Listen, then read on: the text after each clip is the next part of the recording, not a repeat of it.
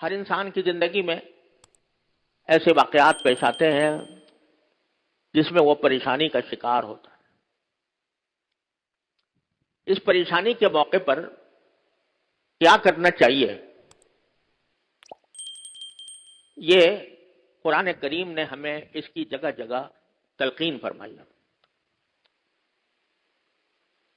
سورہ آل عمران کی آخری آیت ہے، یا ایھا الذین آمنوا اصبروا وصابروا ورابطوا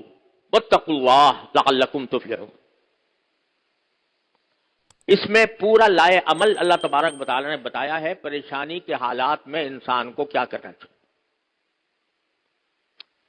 جس کا خلاصہ یہ ہے کہ انسان کو جب بھی کوئی پریشانی لاحق ہو، کوئی صدمہ پیش آئے،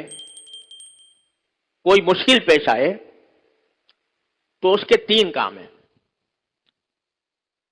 میں پہلے خلاصہ بیان کر دوں، پھر اللہ نے توفیق دی تو اس آیت کی تشریح کروں گا. خلاصہ قرآن و سنت کی تعلیمات کو سامنے رکھتے ہوئے ہر پریشانی چاہے انفرادی ہو چاہے اجتماعی ہو،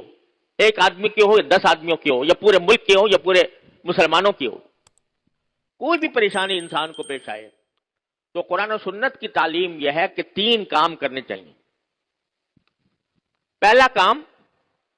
اس پریشانی کو دور کرنے کے لیے جو کچھ اپنے بس میں ہے وہ کوشش کرے. صرف دعا پر اکتفا نہ کرے بلکہ کوشش کرے، یعنی اپنی عملی کوشش کرے جتنی انسان کے بس میں ہے وہ کوشش، اس کوشش میں کمی نہ کرے. مثلا ایک شخص بے روزگار ہے، پریشان ہے، تو اس کا پہلا کام یہ ہے کہ وہ اپنی کوشش کرے روزگار تلاش کرنے کی. صرف اگر دعا ہی کرتا رہے کہ یا اللہ مجھے روزگار دے دے، اور گھر میں بیٹھا ہے اور مصلی پہ بیٹھ کر دعا کرتا ہے اور کبھی کوشش نہیں کرتا کہ مجھے روزگار کہاں سے ملے گا، کوئی ملازمت، کوئی مزدوری، کوئی پیشہ اختیار کرنے کی فکر ہی نہیں ہے،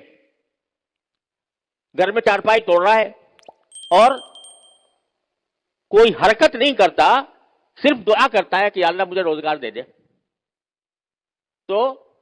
یہ ایک مسلمان کا کام نہیں ہے. مسلمان کا کام یہ ہے کہ ہاتھ پیر ہلائے، اپنی سی کوشش کرے، روزگار کے جہاں مواقع ہیں وہاں جا کر روزگار تلاش کرے. کوئی ملازمت کر سکتا ہے اس کی درخواست دے،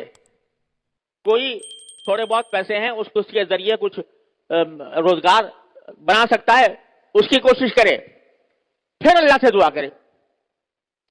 تو پہلا کام جو ہے وہ اپنی سی کوشش کر لینا،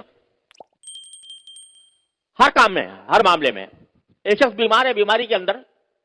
پریشان ہے بیماری کی وجہ سے، تو اس کا کام یہ نہیں ہے کہ بس بیمار ہے تو بیمار پڑا رہے اور صرف دعا پر اتباع کرے، بلکہ سنت یہ ہے نبی کریم صلی اللہ علیہ وسلم کی کہ کسی علاج کی فکر کرے، اپنی سی کوشش جو بیماری کو دور کرنے کی ہو سکتی ہے وہ کرے اور پھر دعا کرے، اللہ تعالیٰ کی طرف رجوع کرے. بھروسہ اس کوشش پر نہیں،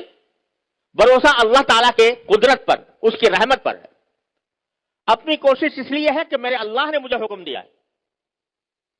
میرے اللہ نے یہ کہا ہے کہ ہاتھ پاؤں باندھ کر نہ بیٹھو، کوئی کوشش کرو، کوئی قدم بڑھاؤ اور اس قدم بڑھا کر پھر اللہ پر بھروسہ کرو، پھر اللہ سے دعا کرو. اجملوا فی الطلب وتوکلوا علیہ. اپنی سی جتنی کوشش تمہارے بس میں ہے وہ کر گزرو اور اس کے بعد اللہ تبارک و تعالیٰ پر بھروسہ کرو، اس سے مانگو کہ یا اللہ میرے بس میں تو اتنا کام تھا کہ میں یہ ہاتھ پاؤں چلا لیتا، لیکن اس عمل کو مؤثر بنانا وہ آپ ہی کے قبضہ قدرت میں ہے، آپ کے سوا کوئی نہیں کر سکتا. اپنی سی کوشش،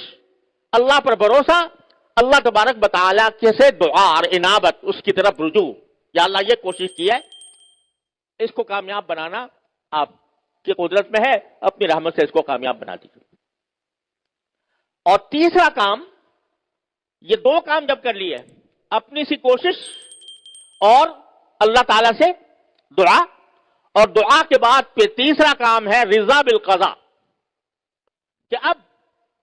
میں نے اپنا کام کر لیا، اب اللہ تبارک بتعالیٰ ہی کے قبضے میں ہے، اسی کی قدرت میں ہے، اسی کی حکمت میں ہے کہ جو فیصلہ وہ کرنا چاہے گا کر لے گا، ہمیں اس پر کوئی اعتراض نہیں۔ اگر یہ تین کام انسان کر لے ہر مصیبت کے موقع پر، ہر تکلیف کے موقع پر، ہر پریشانی کے موقع پر، تو کیا ہے کہ اس پریشانی کا